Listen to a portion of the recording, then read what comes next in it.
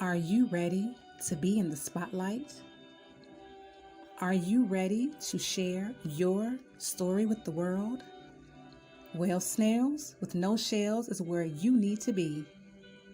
Available on all digital platforms, Facebook, and YouTube. Snails with No Shells. Leave that shell at the door.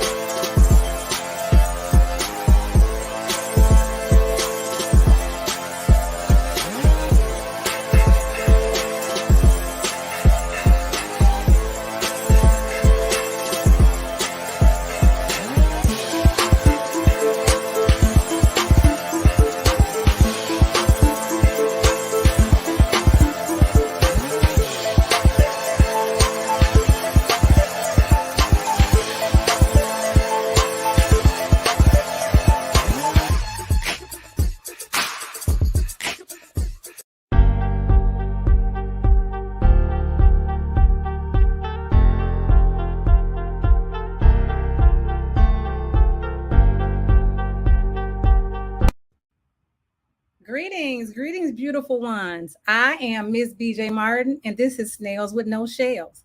Leave that shell at the door. That's my only rule in this room. All right, and we're going to get into it. Ladies and gentlemen, I have an amazing group coming to the stage this evening. I have some amazing women and some wonderful men. Let's get into it. I'm excited. I cannot wait. Here we go. My first guest, Lauren Stokes. Hello. Next up, Jelante Mans. I thought I need some sound effects. We have Dr. Naaman H. Potts Jr. Hello, everybody. Hello. All right, and we have Allison Mitchell.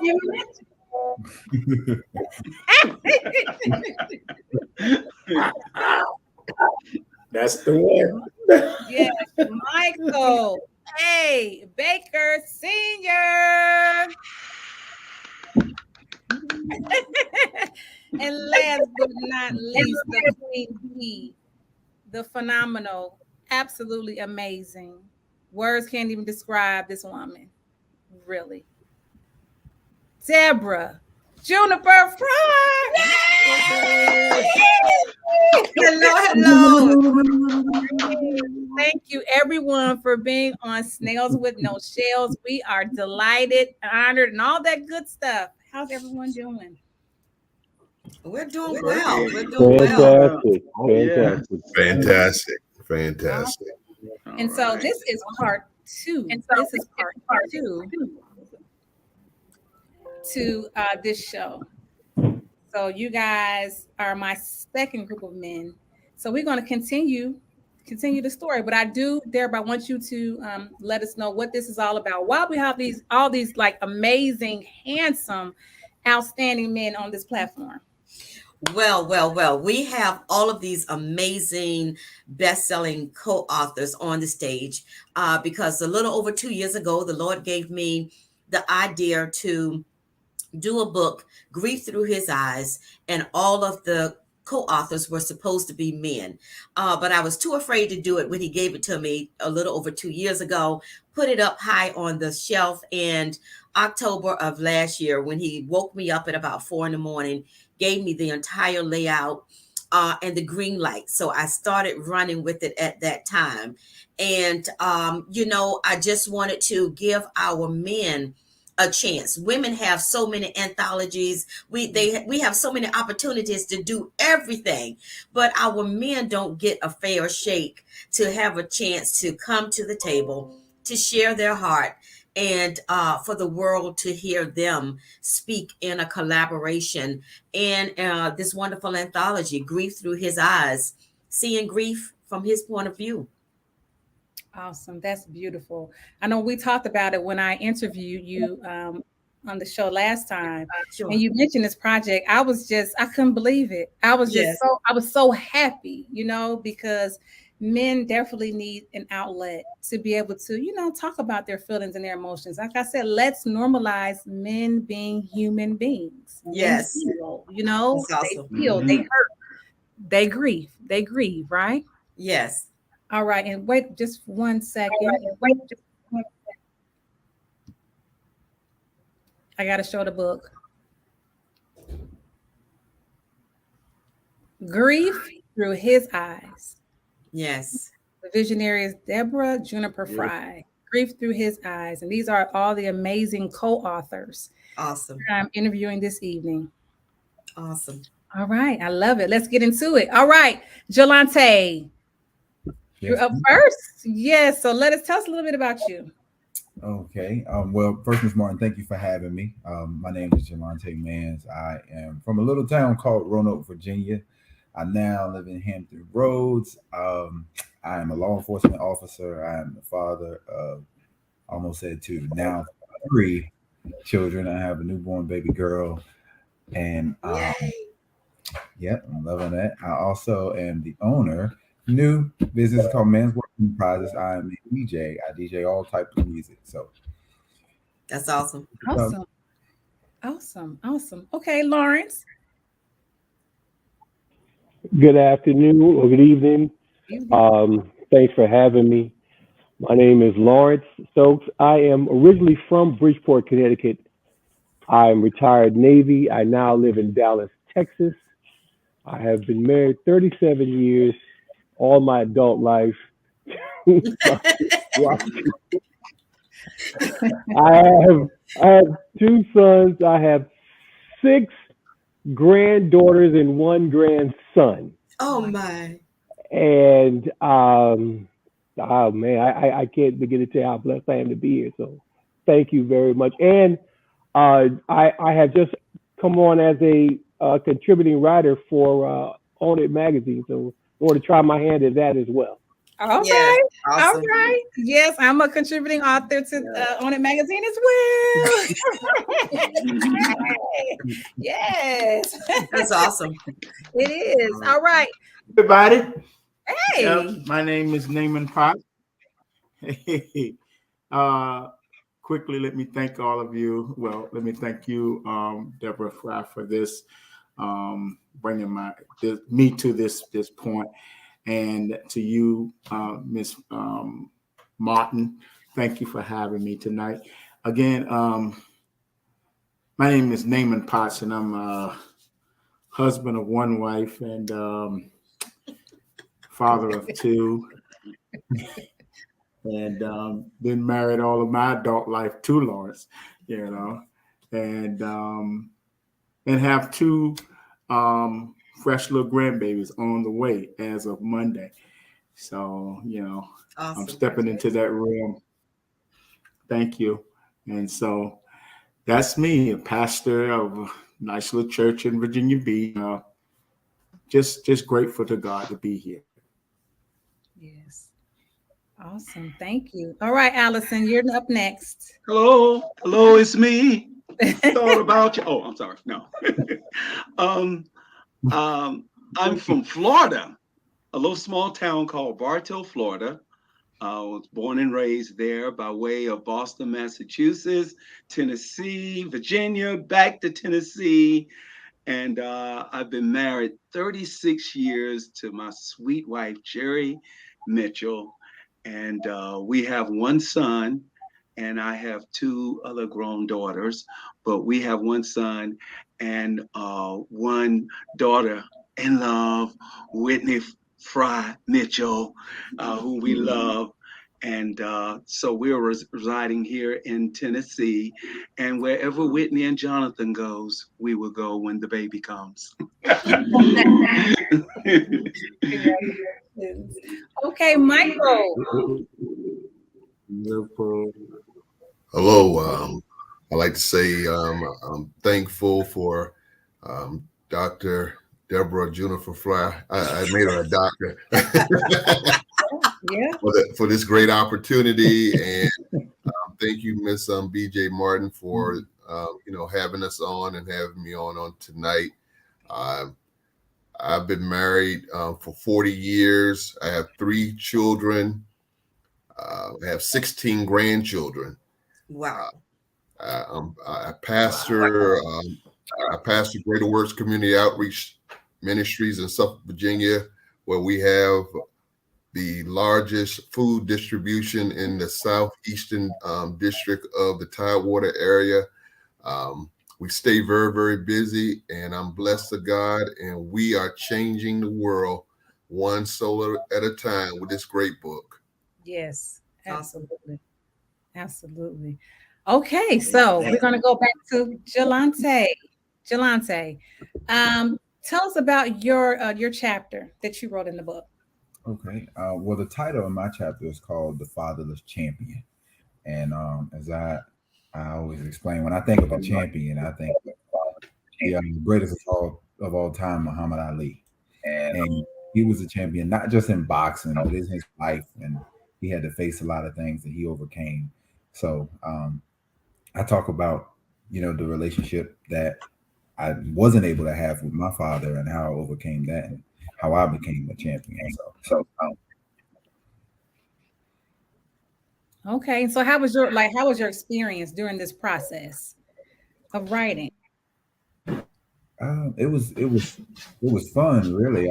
When I first started writing, I just wrote so much, and I was like, let me take that out, because it kept pulling so many emotions and so many feelings. It made me want to talk about so much more, but I had to kind of chime it in to get my point across. And but I loved it. It made me want to talk more about it and talk to more people about it, because I've never really opened up about that subject, or growing up without a father. A lot of men don't, so I appreciated it. Awesome. I love that. All right, Lawrence. The title of my chapter is called "Who Told You It Was Grief?" And I titled it that because my story started at such a young age, and at that age, no one could frame it for me, because no one told me how to grieve at that time. So that was the only way I could write it with that title. That's the only title I came up with. I thought long and hard about other titles, but that's the only one that stuck. And it kind of was appropriate for my story. Okay, and so can you expound on that? Like, what was it about? It was about the loss of my parents at certain time frames of the age that I was, without giving the book away, so to speak. Mm-hmm. But the experience itself, it allowed me to go back to a time that I rarely revisit if I don't have to.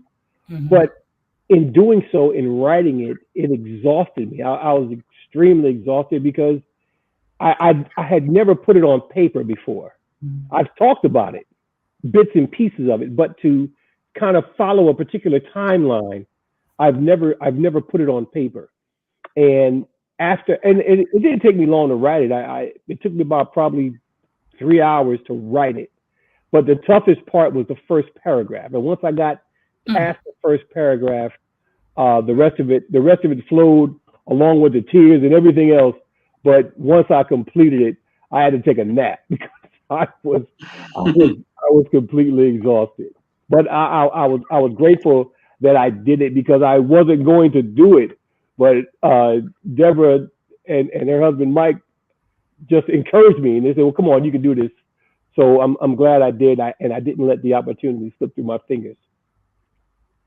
Wow, that's beautiful. I love it. I love it. I love it. I do. I do. All right, Dr. Naaman, tell us a little bit about your chapter.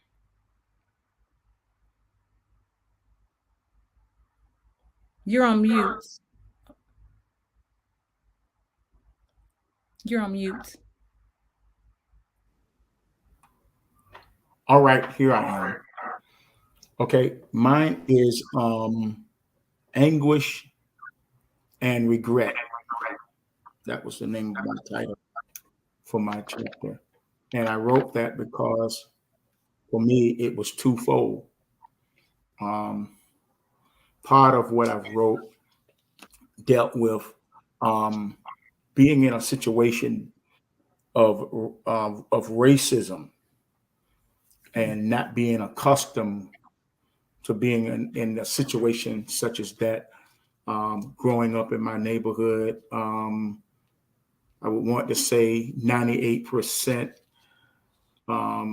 African American, and I had probably about 3 white families on my block, and they were a part of those that were already there when we moved in. But I had no problems with them.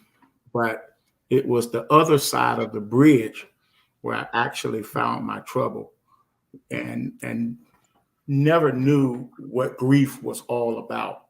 Even though I had seen people pass away, I've seen people cry, I've cried, but never understood until now what the word grief really meant. Even being a son of a pastor and going to many funerals in my life, never understood what this word meant until we got to writing this book. And I found out that, hey, grief is about anguish, is about anger, bitterness, and pain. It's about sorrow. All of this summed up in this one word, and even regret. And I found that there's some things I wish I could have dealt with the way I wanted to or could have. Yes. Wish I could have helped people that were going through their struggle of grief, but I didn't know how. So that's when my regret comes in, and That's good. that's how I base the chapter. Very good. Very, very. Thank you for being so transparent, because that's definitely what we need. We need men, beautiful men like you, willing to, just stand in front of the world and just tell the truth and just be honest. We need that. It's okay to be a man, Yeah, grief and cry and be honest. You know what I'm saying? that's outstanding. Beautiful. Yes. Wow. Whew. Okay, Allison, it's your turn. You smile. You know I was gonna call you next. My chapter is called Arise. I like the word arise. I put that in there because I looked the word up, and it means to get up.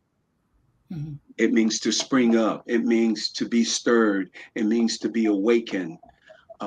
Arise from trauma.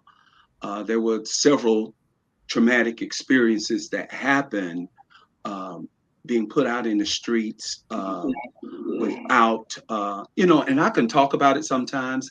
And like now, I feel emotions welling up.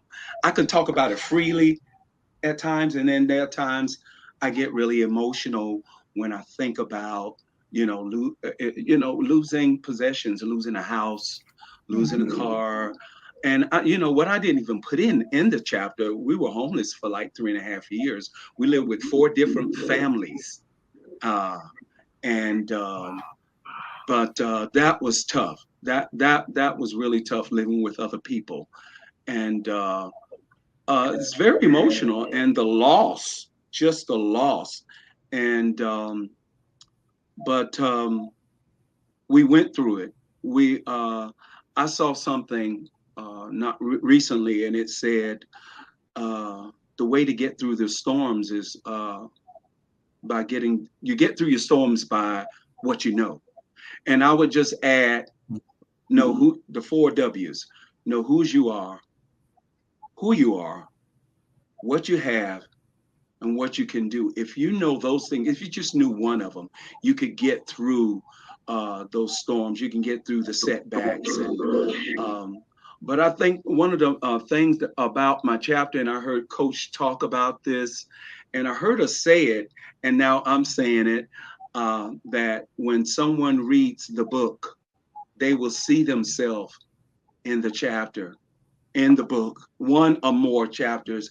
And I want to just, what I did was there were people that sent me comments, and can I read some? I'm just going to read just a few things from the comments. Someone said, I enjoyed it thoroughly, and this is, and it said, but your thinking is exactly my thinking. I've been through grief also, but I knew where my strength came from. That was from a classmate. We're getting ready to celebrate 45 years, and she lost her husband. And another person said, I had no idea that been around me. They said, we have more in common than you know. And there's another thing, see people, and then they went on to talk about their experience and how God brought them through their loss. I sent it to my cousin, sent the book to my cousin. She said, I finished reading your heartfelt, inspirational, sincere article. We all have a book in us. Your article, she said, I really want to read your book because your article, your chapter is a preamble to your book. Another person said it again, I had no idea to say, I went through this back in 1994. And they mentioned the part when I talked about my wife and how she said something that really changed my thinking. And he said, I thank God for my wife too. She never left me and never stopped loving and praying for me. And this one I got, this call I got, it just touched my heart. And I got to read it the way she said it on the phone. She said, I just finished reading your book, Arise from Trauma to Triumph. It is amazing. It really is. I felt like I was going through it. You are a very good author, but this story should encourage anyone. And right now, people are going through so much. This is really going to help some people and let them know there is mess in your message, but don't let it get to you. This is very encouraging.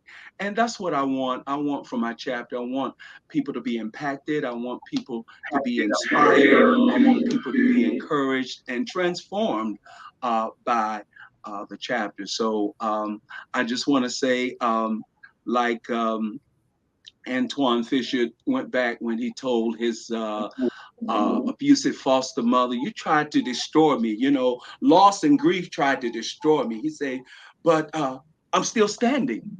I'm still strong, and I will always be. And I hope that when people read my chapter and other chapters, that they will be strong and get their strength from God. Awesome. Beautiful. I love it. Whew. Wow. Great stories. Yes. Great chapters. Yes. And we haven't even actually read it. I hadn't read it myself yet. And I'm already feeling the energy and just, the love in the room already. Wow. That's amazing.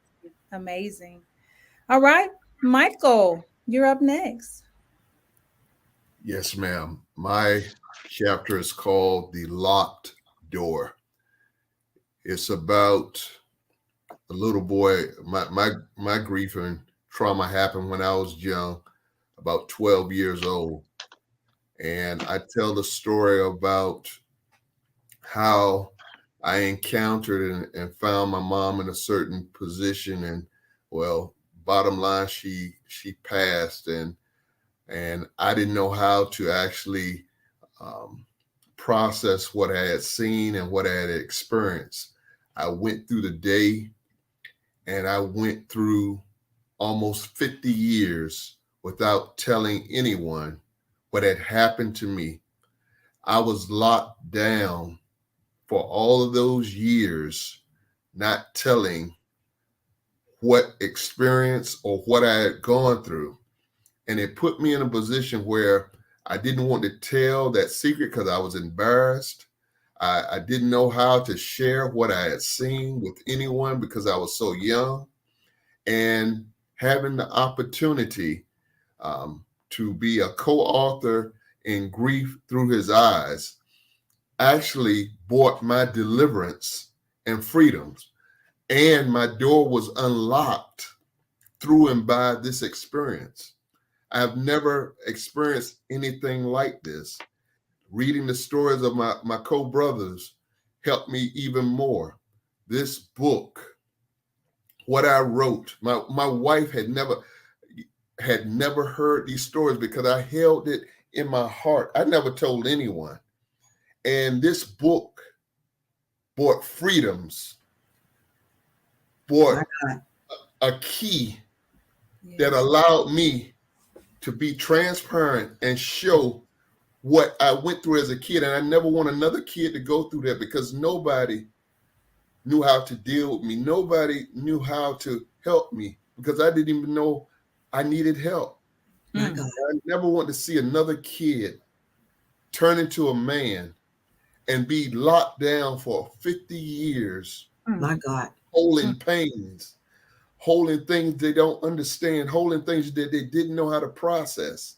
But now, through and by what we've been educated and shown and having this experience, we can show people how they can be free, turn grief around and be the man, the woman, the boy, the girl they're supposed to be in life. Yes. This is what this book would do. That is awesome. That's beautiful. And I do hope that some of the younger men are reading this. So like you said, so they don't have to hold on to this grief and trying to figure things out, all their life until they 50 or 60 and finally getting it. You know what I'm saying? Finally getting the help they need. We want to try to get a hold to them early, right? Okay, Yes. let's see. Thank you for that. Thank you for being transparent. And thank you for you guys, the emotions. I could feel it. I'm an energy person. I can feel the energy in this room. It's nothing but love. Nothing but love. It's wonderful. Yes. Wonderful. So we have someone, let me see who we have someone trying to get in the room. Let's see. I think it's Michael. It's another Michael. Okay, Michael Nobles. Welcome to everybody. Snails. How you doing? Hey. Hey, Michael. to Snails with No Shells. I'm Miss BJ Martin. I'm happy to have you in the room. How you doing, Miss Martin? Thanks for having me. I am great. Thank you. I'm honored. Go ahead and tell us a little bit about yourself. Mike Nobles, graduate of NSU. For all the green and gold out there, behold. And I'm one of the co-authors of Grief Through His Eyes. Okay, so you're up. It's your turn. Everybody else spoke about their chapter. They'll tell us a little about themselves. So it's your turn. Tell us about your chapter. Oh, my chapter is called Father Uncle. And every time I say that chapter name, people get a little like, they get their eyebrows raised up a little bit like, what is that? So really my chapter is about me growing up, not really having a father figure where my actual biological father wasn't around. And I called it Father Uncle because it's more like he's when he did come around, very few in between, it was more like he's a distant uncle that I would see every now and then. And then my chapter is basically a little story about how we got into it a couple of times as I was growing up. But then by the end of the chapter, you see that we kind of hash things out a little bit. Okay. Nice. I love it. I love it. And yes, I do. Everyone's chapter is so different. And that's the thing about anthologies. And I push them. Like, if you can ever get an opportunity and someone invites you to do an anthology, get on board, do it, because look at all this in the room. Look at, you get to learn things about people and you have an appreciation maybe for your own life. When you hear someone else's story, you like, well, I was tripping for nothing, or it was a big deal. And someone next to you might be going through something so much worse than you. So you get to find out about other people and their lives, and then the networking, you get to meet new people, see new faces, and you don't know who's doing what, I met Deborah in an anthology, 2 anthologies that we've actually done, and we are Amazon bestsellers. Yes. Absolutely. Yeah. And that's what happens from that. You build a relationship, you build connectivity, you build collaboration, and it allows you to get into a room that you would not have been able to get into by yourself. But Jelante, you ready to go, son? I know you. Okay. All right. So yeah, so it allows you to get into a room that you normally would not get into by yourself. So so that is why it is so important to get into anthologies, give yourself a chance to tell your story. And that's why this book is so phenomenal, because we have 14 different men, but yet we came together to talk about the same subject. And although it gives 14 different stories, it can give the same deliverance of hope and assurance and some coping skills. And it also put you in a group to know that you're more alike than you are disalike. So it gives you so many advantages to read up on something that nobody wants to talk about. And it is grief through his eyes. I love it. I love it. Well, yes. Okay, you guys want to take a pause for the cause? I got to give a shout out to our sponsor of this episode.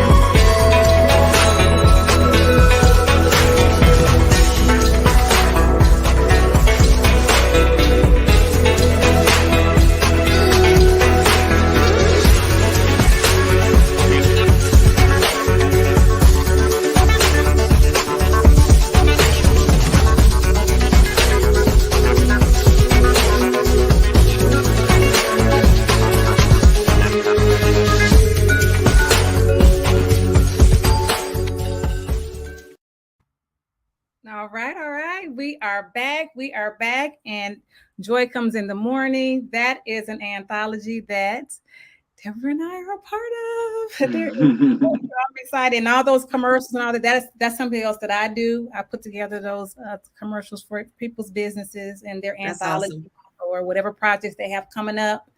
I do that as well. So, all right. So this is the second part of our show. Everyone, if you're just now tuning in,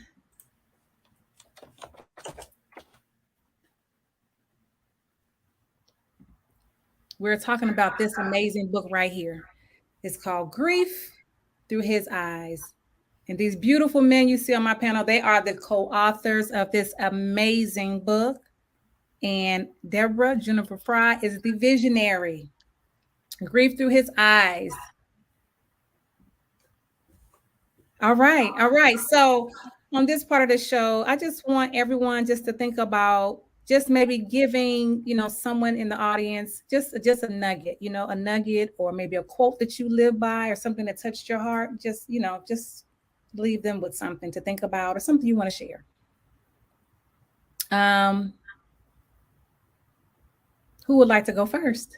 I guess I'll go first. Michael Noble speaking. Okay. Well, dealing with my chapter, all I can say is, and I said this before, to anybody that's a parent or an aspiring parent, just make sure that you're in your child's lives. No matter what you're going through, it's not that child's fault.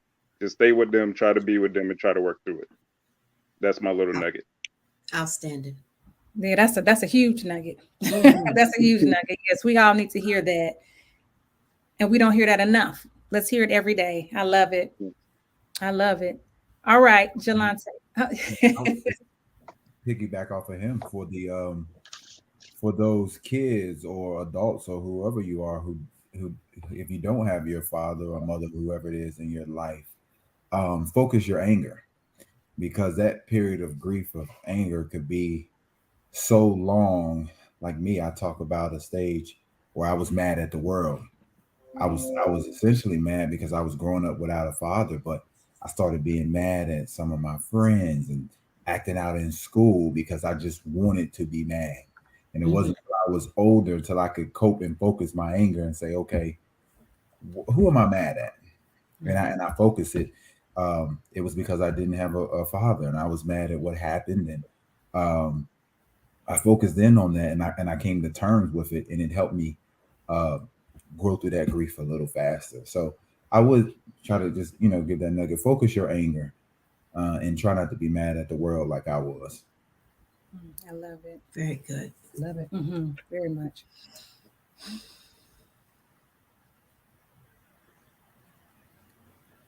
Okay, if I could jump in real quick, I'll say that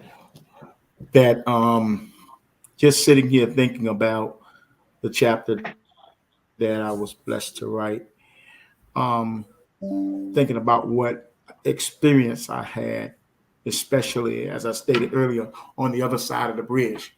On the other side of that bridge where was considered the white section, predominantly white, but we had to go to school on that side, and never had a problem with people, but I had a problem with what happened to me.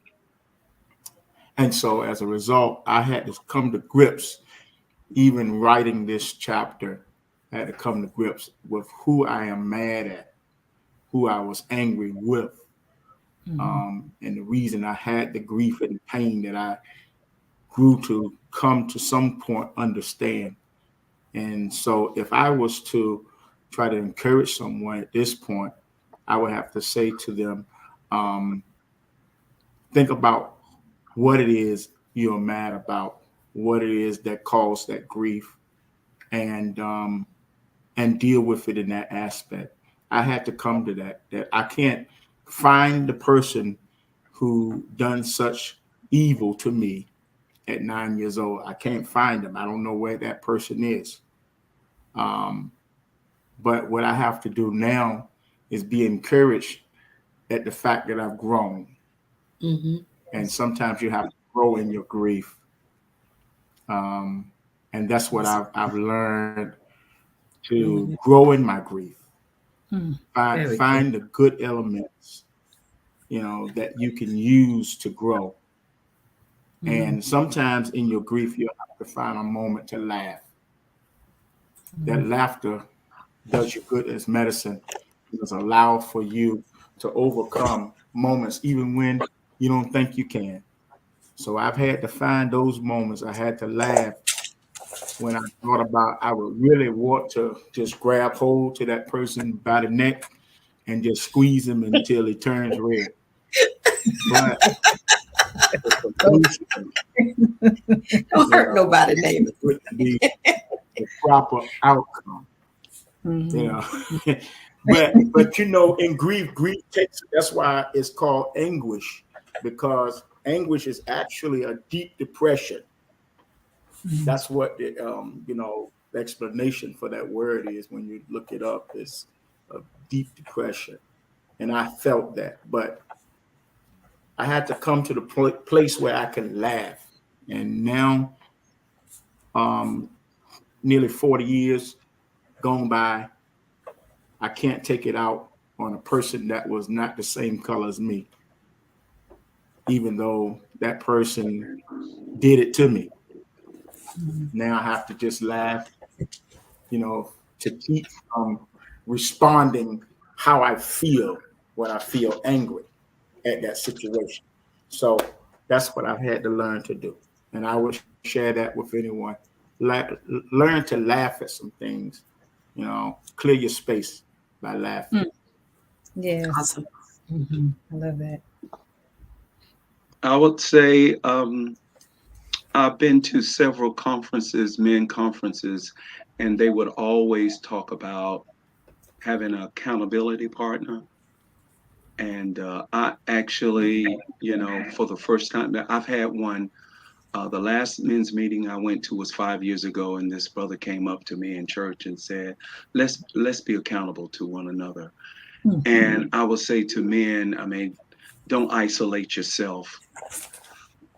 Really get an accountability. Get a friend, your best friend, a pastor, a coach, someone that you trust, someone that's not going to look at you strange or funny. You share something with them, but I would just say, man, find someone, a prayer partner, someone you can pray with, someone you can agree with, someone you can be real with. And also, I would say something I quoted in the book,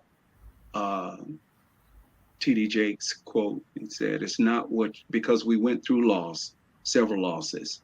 It's not what you lost, but it's what you have left." And that was a trajectory change for me when we were going through loss. When we lost income, it was 6 figures. I mean, it changed everything. And when I began to think about what I had left, and I wrote down what I had left, that changed my whole perspective on what I was going through in the loss. Mm-hmm. Wow. Beautiful. Mm-hmm. Yep. Michael Baker. If I would share anything with anyone, because grief seems like it brings so much stress sometimes. I like turning certain things around. And, you know, when you take the word stress and you turn it around, it turns into something very sweet. It turns into the word desserts. Just like that, I said, I'm going to turn grief around. And I did an acrostic in the book. And when I turned grief around, I had to find, embrace, invite, release, and God. And when just like Alex was saying, you know, I had to find somebody that I could be accountable to. Mm-hmm. I had to embrace, this is where I am, and this is what's going on in my life.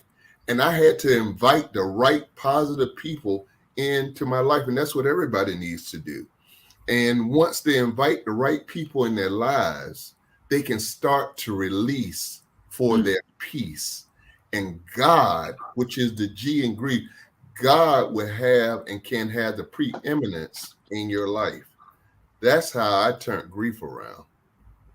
I released for my peace. This is some good stuff. Oh my God. Can I say one other thing? When I release writing, a journal helped me out. There were times the pressure was just so great, and I began to write down my thoughts. Mm-hmm. I think a person that's about to end it all, if they just can write down their thoughts and then read what they wrote mm-hmm. and hear yourself say it. Yes. The answers are on the inside of us already. Absolutely. Really, they're really on the inside. Mm-hmm. So I would say get a journal and write down your thoughts daily. Yes. It That's really awesome. helps. Yes, that's good stuff. Let's normalize men journaling. Men journal. How about men journal too? Yeah. Let's get the t-shirt. Let's get the t-shirts going. Yeah. Okay. Really? Oh my goodness. It's so therapeutic and it yes. saves your life. Yeah. It is. This is so good. That. And I love the desserts. Look, I wrote it down. Like, let me see. It's in the book. It's in the book. Yeah. I love it. I said, oh my gosh, stress reverse. That's amazing.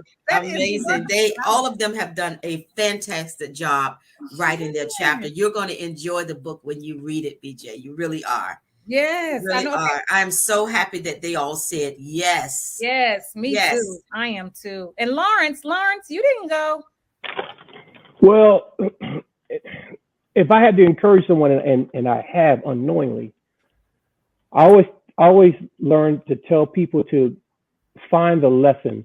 Although we've experienced grief, but somewhere along the line, there's a lesson. I always believed, and I've witnessed it myself, that there's always that little voice in your head that no matter what it is I've gone through, and no matter how dark of a space I had been in, I've always heard that voice that always told me, "You all right, you're gonna be all right." Even when I wanted to quit, and knowing me, and quit has never been in my blood. I always heard that voice that said, "You're gonna be just fine. You're gonna be all right." So as with Dr. Potts, laughter, that's my coping mechanism. That's my joy is seeing people smile, making people laugh. Every morning when I come to work, people say good morning, have a good day, and my response is I plan on it. No, I'm going to have a good day, That's regardless, because either way it go, I'm going home. I'm going home. I don't care what kind of day I'm having. I'm going to the house, and they know it. Yeah. So people come into my office and they sit and talk with me because I work in the felony criminal courthouse, so there's a lot of stress in there. Yeah. But they come and we can talk, and since those that have purchased my book kind of now I can see that vibe that they don't know how to address me because I'm still this individual that still likes to make people smile and laugh. So I always tell people, listen, no matter what it is you go through, you're gonna be all right. You're going to be just fine. Just find the lesson. Find the lesson. There is a lesson, and I ain't gonna lie to you. I'm still looking for mine, and I'm still looking for purpose. But if I can help you get there, if I can help you along the way and push you further than I may have gone, then that makes my day. That I'm great because it takes the grief or it takes the sadness from me, and I'd rather see other people smile no matter how I'm feeling, because it gives me joy to see others smile. Yes, I love that. And you know what? That's my thing. Learn how to laugh at yourself. I'll laugh at you. I ain't got no problem. Yeah, right. So once you can laugh at yourself, then that gives you permission. You can laugh at anybody you want to. Right. You laugh at yourself, and it's so healing. I done tripped up steps. I'm cracking up laughing. I laugh at myself all the time. It feels good. It does. And it's very therapeutic, very healing. Yes, that's awesome. Laugh at yourself. Yes. I love it. This has been amazing. Oh, I see one more. I got to get him in here, you guys. Okay. Yes, one more person. I want everybody to get a chance to that's awesome. Tell their story. Yes. All right. As we're ending the show, come on, let me see who we got. Sean. Oh, Sean. Hey, Sean. What's up, Sean? Great. How are you? I'm good. Perfect timing. Yes, come on in the room, Sean. I'm Ms. BJ Martin, and this is Snails with No Scales. Good evening. Good evening. So go ahead. My apologies for being late. I am just getting back countryside. My wife and I just celebrated our 15th anniversary, so awesome. I'm still Congratulations. Back. Thank you. We went to the Dominican Republic, so we just got back, and I'm still trying to get back. So my apologies for my lateness. Please charge it to my head and not to my heart. It is an honor and a privilege to be here to share this platform with my brothers. Good evening, Deborah. Good evening to my hosts, and I'm just excited to be here. Awesome. All right. So it's on you, Sean. Everybody told us a little about themselves, talked about their chapter in their books. Wow. Yeah. My chapter. How interesting! I'm the last one to come on because I'm actually the last chapter in the book, which is chapter 14. Oh wow! And so it's ironic that I came on last, and my chapter is the last chapter in the book. The chapter is called "Finally I Can Live Again," and I pick up from a scenario where my divorce is final, and now we're going through the custody and visitation battle, and I just found out that I lost custody of my two children. As far as joint custody, we had an agreement that was basically terminated by the judge. And so I basically walked the reader through the guilty verdict of, and then share with the reader the other side that they usually don't hear from, pertaining to the parent. Usually you hear one side of a story from one parent as it pertains to custody, visitation, etc.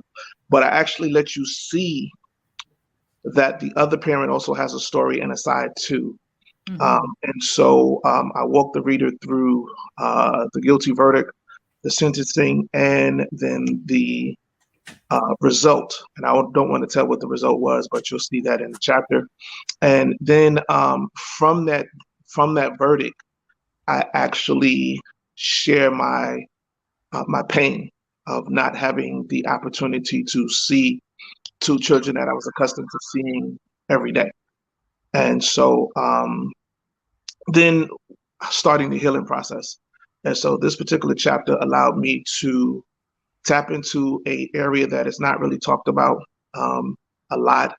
We hear about stories of men who may not be there, but we only hear one side. They're often labeled as a deadbeat. Sometimes they're even given a sperm donor title, etc. But that other parent has a story as well.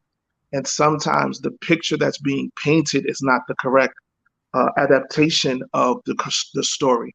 And so God allowed me to share an open wound during my process of healing, and allowed me to see how I came out on the other side, and then share my story to hopefully inspire other men who are either going through this process, may go through this process, and how to help them in there. Wow. I love that. We get to hear from the man's point of view, your perspective. I love that. Yes. Awesome. I do. Okay, so while we have you, Sean, give us a nugget or a quote or something that you would like to share with the audience. Sure. I want to let you know that your story does not dictate your destiny. A lot of times we have a story. Sometimes we're scared to share our story. And we have to realize that our past does not segue or does not define us. Our past is just a part of who we are. And so if I could share with someone, the Bible says it this way: the steps of a good man are ordered by the Lord. But we don't realize that there are going to be some times where we're going to go through some things that are probably catastrophic to us.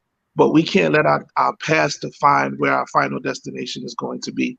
And so if I could leave that with somebody, please note that it's not about your race, creed, color, or economic background, but it is about your purpose. And just because you have some detours along the way, sometimes you might get knocked down, but don't stay down. And just realize that in the end, you're going to come out better than you did when you went through. And so I can say this now on the other side, that it was worth it all to go through, to give somebody hope, to give somebody encouragement, and most importantly, to let them know that their story is what can help somebody else on the other side. That's outstanding. Yes. Oh my gosh. I hope they're taking some good notes while you're watching this interview this evening. Because oh my, wow, that's an amazing way to end the day, right? Yes. We started out powerful, ended it powerful. I love it. I love Yes. it. Thank you, Sean. Thank You're you so welcome. much for sharing your story and being transparent, like I've said to each of you. Thank you so much. I appreciate you coming on the show and just sharing your story. And it's 14 chapters, and you're going to change and save 14 million lives. I love it. That's awesome. Yes. Okay. So I'd like the queen, Deborah, do you have any final remarks before we go? Man, I tell you, the guys, they just, I mean, I know their stories. I've read their stories, but just listening to them tell their stories, it doesn't matter how many times they say their story. It is always heart pulling. It is always, it makes me tear up. It just makes me emotional, because I can feel their passion. I can feel their energy. I can feel how, like Michael said, his door was unlocked. How Michael Noble say, stay as a young father, stay close to your children. So the stories, they just radiate into your soul when you hear them. So I would tell people, go out and get the book. If you know the author directly, get the books from them, of course, because it is 14 amazing stories. It is 14 amazing reads, and you will get 14 wonderful pieces of nuggets. So get the book, Grief Through His Eyes, because it is an anthology that I don't think it's out there because I looked for it before I put it out there, and I have not seen one where everyone is male. They are speaking about the same subject, and they're able to encourage the world. And that is what we're doing with this book: one family, one life, one child at a time. Yes, I love that, and I commend the beautiful men in the room for just taking instruction in a sense from Deborah. You know what I'm saying? That says a lot about who you are as a man and what you believe in and what you support. And who you support. And I love that. I love it. I love that, and I just love the love that's in the room and the support. I can feel it. And I know doing this project, being a part of this anthology had to have been an amazing experience. And I already know it was because Deborah is amazing. Oh, bless you your know heart. what I'm saying? I mean, she has We a had light a great time. We had a great time together. Yes. And she has a We had a light in great her time. that extends across the world. I know she does. So I know everybody got a chance to get a little bit of that light. Yes, that light. All right, but again, yes, thank you, all Snails. I appreciate you all coming and, like I said, being transparent and showing up not only for yourselves but for others. I think that's beautiful. And before we go, what I would like to say is I'm on Instagram, and Deborah, we need to get your information too. MS_BJ Martin. I'm on Facebook, BJ Martin. I'm on Snails with No Shells. It's on Spotify. We're on Anchor, Apple, Google. We are all across the digital board. So everyone's going to hear this. Everyone's going to see this. I'm so excited. Make sure you share. Okay, let's spread the word because people need to know what's going on, right? They need to know. That's awesome. Yes, Deborah, what are your handles so people can my handles, my website, you can go to griefcareconsulting.com and Facebook, Deborah Frye. Same for LinkedIn, Deborah Frye. IG, I am Grief Care Consulting as well. So you can get me there. Yep. Awesome. Thank you. Yes. Thank you. Thank you again for everyone coming. And before I go, I would like to leave is remember, just like the sun, you are necessary. I love y'all. Peace. Bye-bye.